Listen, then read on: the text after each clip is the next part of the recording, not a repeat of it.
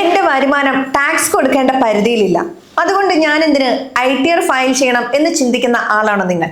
എങ്കിൽ നിങ്ങൾക്ക് തെറ്റി. നമ്മുടെ നാട്ടിൽ വരുമാനം കുറവാണെങ്കിലും നിർബന്ധമായും ITR അഥവാ ഇൻകം ടാക്സ് റിട്ടേൺ ഫയൽ ചെയ്യേണ്ട ലക്ഷക്കണക്കിന് സാധാരണക്കാരുണ്ട്. ഒരു വർഷം 1 ലക്ഷത്തിന് മുകളിൽ കറണ്ട് ബില്ല് അടയ്ക്കുന്നവർ, 2 ലക്ഷത്തിന് മുകളിൽ വിദേശയാത്രയ്ക്കായി ചിലവാക്കുന്നവർ, ലക്ഷക്കണക്കിന് രൂപ ബാങ്ക് അക്കൗണ്ടിൽ നിക്ഷേപിക്കുന്നവർ എന്നിവരൊക്കെ ടാക്സ് സ്ലാബിൽ വന്നില്ലെങ്കിലും നിർബന്ധമായി ITR ഫയൽ ചെയ്യണം. ഇല്ലെങ്കിൽ വലിയ പിഴയായിരിക്കും നിങ്ങളെ തേടിയെത്തുക. ആരൊക്കെയാണ് ഈ പരിധിയിൽ വരുന്നത് എന്ന് കൃത്യമായി മനസ്സിലാക്കാൻ ഈ വീഡിയോ മുഴുവനായും കാണുക. ആദായ നികുതി വകുപ്പിന്റെ നിയമപ്രകാരം ഒരാളുടെ വാർഷിക വരുമാനം കൊടുക്കേണ്ട പരിധിയിൽ ഇല്ലെങ്കിൽ പോലും ചില പ്രത്യേക സാഹചര്യങ്ങളിൽ അവർ നിർബന്ധമായും ITR ഫയൽ ചെയ്തിരിക്കണം. ലക്ഷക്കണക്കിന് സാധാരണക്കാർക്ക് അറിവില്ലാത്ത കേന്ദ്ര സർക്കാർ കർശനമാക്കിയിട്ടുള്ള നിരവധി സാഹചര്യങ്ങളുണ്ട്. അതെല്ലാം ഈ വീഡിയോയിൽ income tax officer Sandesh V വിശദീകരിക്കുന്നു. ആരൊക്കെയാണ് ഇൻകം ടാക്സ് റിട്ടേൺ ഫയൽ ചെയ്യേണ്ടത് എന്നത് പലർക്കും അറിവില്ലാത്തൊരു കാര്യമാണ്. നമ്മളുടെയൊക്കെ പൊതുവായ വിചാരം നമുക്ക് ടാക്സ് അടയ്ക്കാനുണ്ടെങ്കിൽ മാത്രം ഇൻകം ടാക്സ് റിട്ടേൺ ഫയൽ ചെയ്താൽ മതി എന്നാണ്. എന്നാൽ അങ്ങനെയല്ല.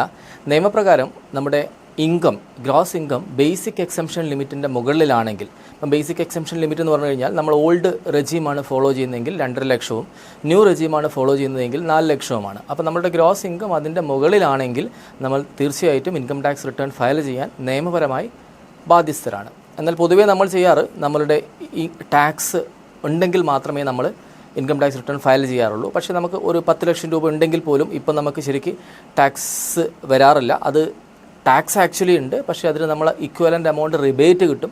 ആ റിബേറ്റ് അടക്കം നമ്മൾ ടാക്സ് അടയ്ക്കേണ്ടതായിട്ടില്ല, ടാക്സ് പേയബിൾ ആയിട്ടില്ല എന്നത് മാത്രമേ ഉള്ളൂ.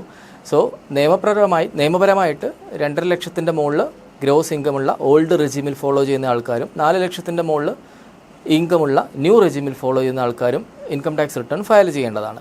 ഇതിൻ്റെ പുറമെ നിർബന്ധമായും ഇൻകം ടാക്സ് റിട്ടേൺ, നിങ്ങളുടെ ഇൻകം, ഗ്രോസ് ഇൻകം ഇതിൻ്റെ പുറമെ പോകുന്നില്ലെങ്കിൽ പോലും നിർബന്ധമായിട്ടും ഇൻകം ടാക്സ് റിട്ടേൺ ഫയൽ ചെയ്യേണ്ട മറ്റ് ചില കാറ്റഗറി ഓഫ് ആൾക്കാർ കൂടിയുണ്ട്. നിങ്ങളൊരു വർഷം 1 ലക്ഷത്തിൻ്റെ മുകളിൽ ഇലക്ട്രിസിറ്റി ബില്ലിന് വേണ്ടിയിട്ട് ചിലവഴിച്ചിട്ടുണ്ടെങ്കിൽ നിങ്ങൾ ഇൻകം ടാക്സ് റിട്ടേൺ ഫയൽ ചെയ്യേണ്ടതാണ്.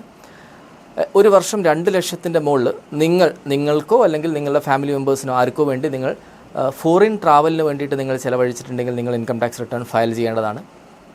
ഒരു വർഷം 1 കോടിയുടെ മുകളിൽ കറണ്ട് അക്കൗണ്ടിൽ നിങ്ങൾക്ക് അക്കൗണ്ട് ഡെപ്പോസിറ്റ് ഉണ്ടെങ്കിൽ, കറണ്ട് അക്കൗണ്ടിൽ നിങ്ങൾക്ക് ട്രാൻസാക്ഷൻസ് ഡെപ്പോസിറ്റ് ഉണ്ടെങ്കിൽ നിങ്ങൾ ഇൻകം ടാക്സ് റിട്ടേൺ ഫയൽ ചെയ്യണം.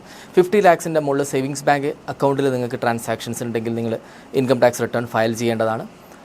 ഇതിന് പുറമെ നിങ്ങൾക്ക് ഏതെങ്കിലും ക്യാപിറ്റൽ ലോസ്, അതായത് നിങ്ങളൊരു പ്രോപ്പർട്ടി വിറ്റ് കഴിഞ്ഞാൽ നിങ്ങൾക്ക് ക്യാപിറ്റൽ ലോസ് ഉണ്ട്, അല്ലെങ്കിൽ നിങ്ങളുടെ ബിസിനസ്സിൽ നിന്ന് നിങ്ങൾക്ക് ലോസ് വന്നു, ഈ ലോസുകൾ ക്യാരി ഫോർവേഡ് ചെയ്യണമെങ്കിൽ നിങ്ങൾക്ക് നെക്സ്റ്റ് ഇയറിലേക്ക് ക്യാരി ഫോർവേഡ് ചെയ്തിട്ട് അവിടെ നിങ്ങൾക്ക് പ്രോഫിറ്റുമായിട്ട് സെറ്റ് ഓഫ് ചെയ്യണമെങ്കിലും നിങ്ങൾ നിർബന്ധമായിട്ടും ഇൻകം ടാക്സ് റിട്ടേൺ ഫയൽ ചെയ്യേണ്ടതാണ്.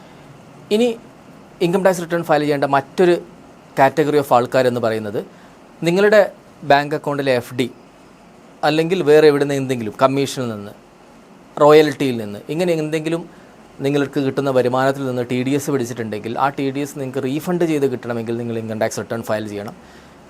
പുറമെ വിദേശത്ത് നിങ്ങൾക്ക് ആസ്തിയോ വരുമാനമോ എന്തെങ്കിലും ഉണ്ടെങ്കിൽ അത് നിർബന്ധമായിട്ടും ഇവിടെ ഇൻകം ടാക്സ് റിട്ടേൺ ഫയൽ ചെയ്ത് നിങ്ങൾക്ക് അതിൽ കാണിക്കേണ്ടതാണ്. സോ ഇത്തരം കാറ്റഗറി ഓഫ് ആൾക്കാർ, ഈ കാറ്റഗറി ഓഫ് ആൾക്കാരെല്ലാവരും ഇൻകം ടാക്സ് റിട്ടേൺ നിർബന്ധമായിട്ടും ഫയൽ ചെയ്യേണ്ട ആൾക്കാരാണ്. ചുരുക്കത്തിൽ, എനിക്ക് ടാക്സ് അടയ്ക്കാനുള്ള വരുമാനമില്ല, അതുകൊണ്ട് ഞാൻ ഇതിന് ITR ഫയൽ ചെയ്യണം എന്ന ചിന്താഗതി തികച്ചും തെറ്റാണ്. നമ്മുടെ മാറിക്കൊണ്ടിരിക്കുന്ന സാമ്പത്തിക നിയമങ്ങൾ അനുസരിച്ച് ആദായ നികുതി റിട്ടേൺ എന്നത് കേവലം നികുതി അടയ്ക്കുന്നവർക്ക് മാത്രമുള്ള ഒരു രേഖയല്ല. ഉയർന്ന കറണ്ട് ബില്ല്, വലിയ തുകയുടെ വിദേശയാത്രകൾ, ലക്ഷക്കണക്കിന് രൂപയുടെ ബാങ്ക് നിക്ഷേപങ്ങൾ എന്നിവയുള്ള സാധാരണക്കാർ പോലും വരുമാന പരിധി നോക്കാതെ നിർബന്ധമായി ITR ഫയൽ ചെയ്യേണ്ടതുണ്ട്. ആദായ നികുതി വകുപ്പ് ഇന്ന് ജനങ്ങളുടെ എല്ലാ വലിയ സാമ്പത്തിക ഇടപാടുകളും ആധുനിക സാങ്കേതിക വിദ്യയിലൂടെ കൃത്യമായി നിരീക്ഷിക്കുന്നുണ്ട്. അതുകൊണ്ട് അറിവില്ലായ്മ കൊണ്ട് ITR ഫയൽ ചെയ്യാതിരുന്നാൽ ഭാവിയിൽ വലിയ തുക പിഴയായും നിയമ നടപടികളായും നിങ്ങളെ തേടിയെത്താം. നിയമപരമായ ബാധ്യതകൾക്കപ്പുറം ബാങ്ക് ലോൺ എളുപ്പത്തിൽ ലഭിക്കുന്നതിനും വിദേശ വിസ നടപടികൾക്കും പിടിക്കപ്പെട്ട TDS തുക മുഴുവനായി തിരികെ അക്കൗണ്ടിൽ വാങ്ങുന്നതിനും കൃത്യമായ ITR ഫയലിംഗ് നിങ്ങളെ സഹായിക്കും. ചുരുക്കത്തിൽ, ഉത്തരവാദിത്തമുള്ള ഒരു പൗരൻ എന്ന നിലയിലും നിങ്ങളുടെ സാമ്പത്തിക സുരക്ഷിതത്തിനും കൃത്യസമയത്ത് ITR ഫയൽ ചെയ്യുക എന്നത് വളരെ പ്രധാനമാണ്. ഈ വിവരങ്ങൾ മറ്റുള്ളവരിലേക്കും ഷെയർ ചെയ്യാൻ മറക്കരുത്. നന്ദി. ഈ വീഡിയോ ഇൻഫർമേഷൻ പർപ്പസിന് വേണ്ടി മാത്രമുള്ളതാണ്. ഏതെങ്കിലും ഫിനാൻഷ്യൽ ഡിസിഷൻ എടുക്കുന്നതിന് മുൻപ് ഒരു സെബി രജിസ്ട്രേഡ് അഡ്വൈസറുമായി ബന്ധപ്പെടുക.